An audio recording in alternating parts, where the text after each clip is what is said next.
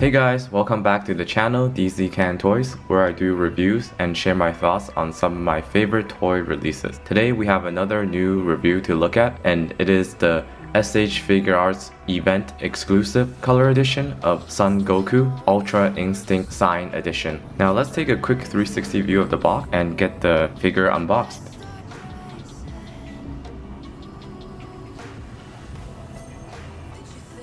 Here we have our S.H.Figuarts Goku Ultra Instinct Sign version unboxed. So let's start with the background information on the toy company as well as the character as usual. In regards to S.H.Figuarts, I'm sure many of you guys are familiar with the brand. So S.H.Figuarts is by Bandai Tamashii Nations. In regards to the name, it's known as Simple Style and Heroic Action Figure Plus Arts. They're a collection of posable figures produced by Bandai. Their demographic is mainly adult collectors, and this is due to their delicacy and several small parts. As for our character Goku, he's the original character created by the famous author known as Akira Toriyama, who created the original Dragon Ball series and Dragon Ball Z series. The version and the form that he achieves over here in this figure is actually a continuation of the original Dragon Ball Z, also done partially by Akira Toriyama. It is known as Dragon Ball Super. It is then in true Dragon Ball fashion. With each release of a new series,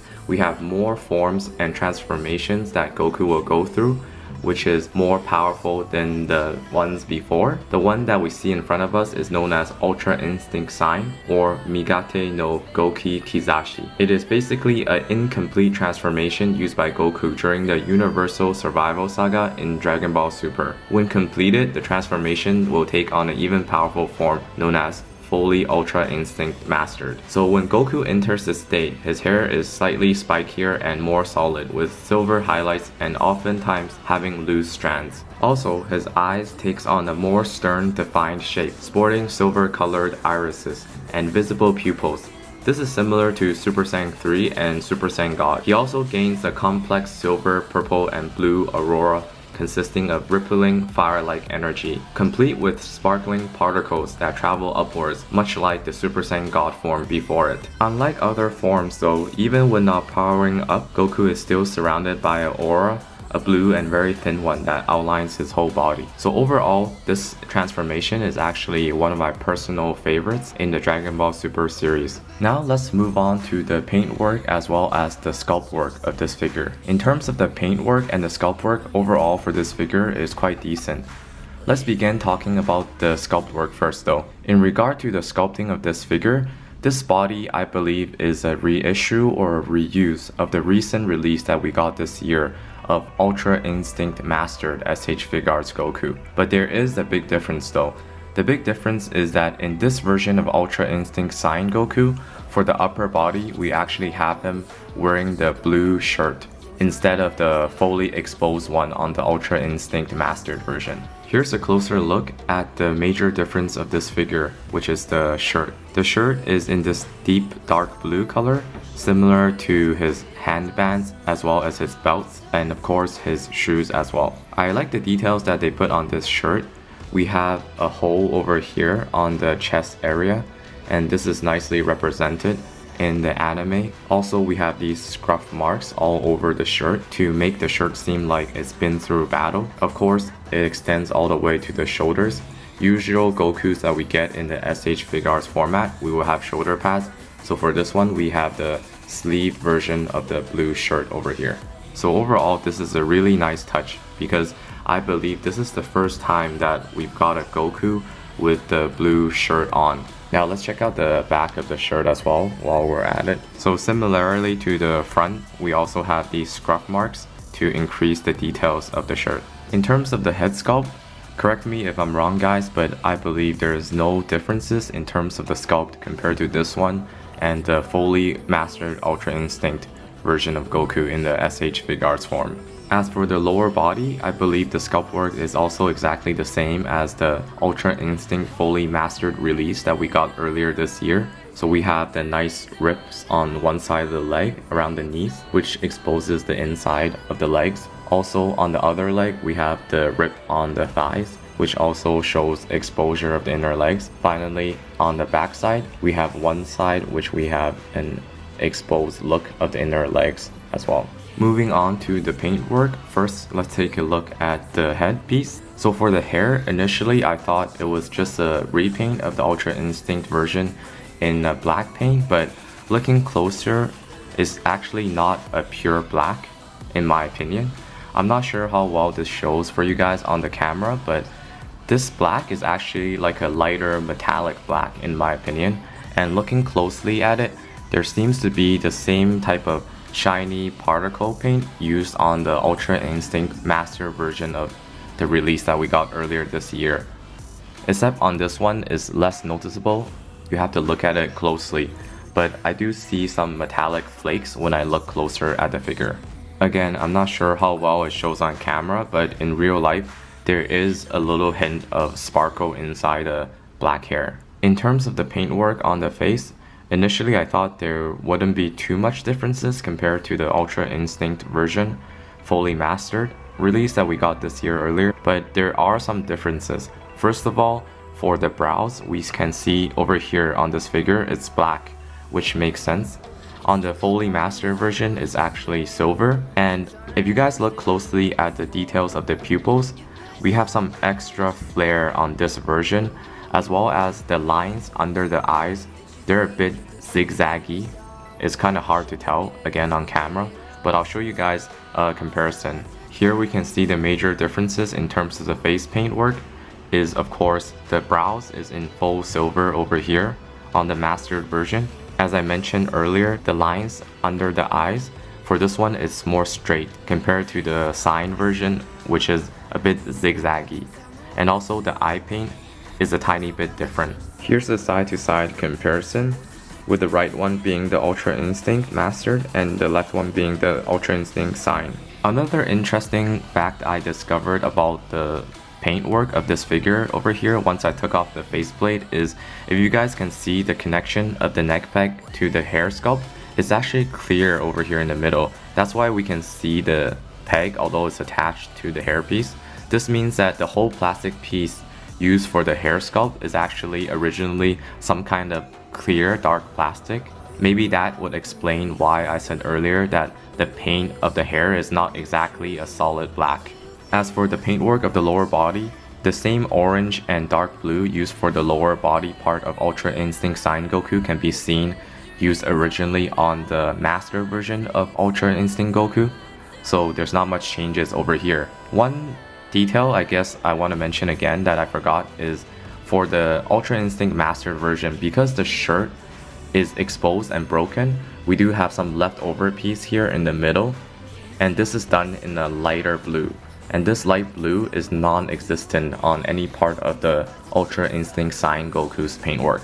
Overall, the paint job of this Goku is very nice and I do enjoy it, but on mine, maybe it's a quality control issue, I do have a little bit of paint over here that seems to be missing on the wristband of one hand. Maybe just a tiny dab of blue paint over the lines will make it look better, but obviously far away you can't notice this kind of paint defect. As a reference, the other wristband on the other hand, it looks perfectly painted. Now for the articulation is basically the same as the Ultra Instinct Master version. If you guys are long-term S.H.Figuarts collectors of the Dragon Ball series, you will know that this is the 2.0 body. The 2.0 body has very nice articulation. Just to show you guys again, 360 of the head, 360 of the arms, they go all the way up, many different angles. We have a bicep swivel here, elbow bend, wrist rotation, waist rotation, ab crunch, forwards and backwards. So you definitely need to slowly work on it a bit and you can achieve whatever pose you want. As for the legs, we have the signature 2.0 design. So all the way forwards, all the way backwards, side to side. We can play around the articulation point here with this piece. Just take your time with it. I know it because I've done it before. Now the knee joints, a full bend. Finally for the feet, we have a 360 rotation at the ankle and also the toe pivot. So overall the articulation is very good for the 2.0 body. And this has been very apparent in all the new Dragon Ball releases. Moving on to the accessories of this release. So for the accessories, we only get extra optional hands and face plates. But the face plates is actually quite good. We have 3 extra face plates. The first one we see attached to the figure, we have the serious mouth closing face. The second one, we have the eyes closing one. This one is probably my personal favorite for the Ultra Instinct sign release, because the original Ultra Instinct version, we never got an eyes closed faceplate. So this one is very nice to have. And of course, for those of you who watch the anime, know that when he closed his eyes during his fight with Jiren in the tournament arc, it was extremely epic. For the third faceplate, we have a battle-ready, more serious face. This one, he's grinning his teeth. Lastly, we have another battle-ready face, but this one with his mouth fully open. We can see the details nicely of the teeth and the tongue. All of them are painted nicely. This one can represent many battle poses, including his signature Kamehameha move. Moving on to the hand accessories. First, the ones we see are the ones that's attached to Goku right out of the box. It's the typical 2 closed fists. Next, we have a set of Kung Fu styled hands. Then we have 2 open palms. So these can be useful for many poses, such as ki blasts. Finally, we have the gripping style hands. We also have a set of these. These can be used for many different poses, but the most signature one that we can do with these are, of course, Goku's signature Kamehameha pose. Alright, now let's do some size comparisons. First, we have Ultra Instinct fully mastered Goku, exactly the same height. Of course, we have our favorite villain of Universe 7, Frieza, obviously shorter than Goku. Also a Class E Adventure Android 17, the Dragon Ball Super version. They all scale pretty good together. Moving on, we have Goku's rival in the tournament arc, Jiren. So they also scale pretty nicely, Jiren being a bigger and taller guy. Now, with some other different brands who are similar scale, we have a Mezco 112 Cable. We have a Mafex Cyclops. Here's a Figma Arthur prototype. I also have a review of this guy on my channel. And also we have a big one, which I recently got as well. It's a Storm Collectibles Bane figure, which towers above Goku. Can't even see his head over here. Let's just adjust the camera a bit. Now, time for final thoughts on today's figure.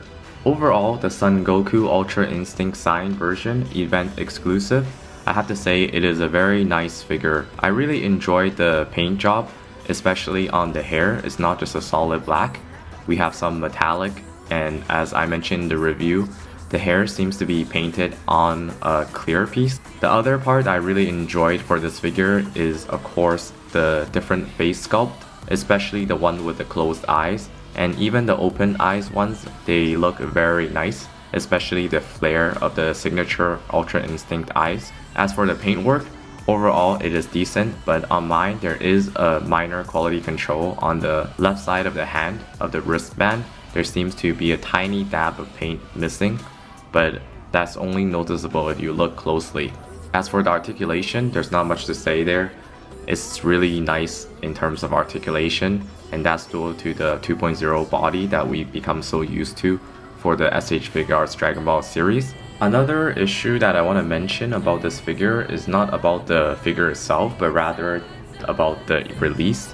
Because this figure is an event exclusive figure, it's a bit harder to get, and I understand that exclusive are usually harder to get, but for this one, we did have the Bandai exclusive online release, which many people got their figure from. That's very nice of Bandai to do the release outside Japan as well. But the problem is people outside the US, I guess, can't really get their hands on this figure directly, and often or not, they have to go to resellers on many different websites. And once we go to those resellers, there's usually a huge markup, especially if the figure is new and limited. So that part, I hope Bandai Tamashii Nations can really think about extending their online store to worldwide. This way, all of the Dragon Ball fans around the world and all of the S.H.Figuarts fans around the world can be really happy about that. So please, Bandai Tamashii Nations, if you're listening, help all of your fans around the world out. We all deserve to purchase the figure at its original price, as we're supporting you guys all the time. Other than the issues I mentioned earlier, this event exclusive version of Ultra Instinct signed Goku is definitely worth grabbing, especially if you're a Dragon Ball fan. For event exclusives, usually they're more or less repaint versions of previous releases.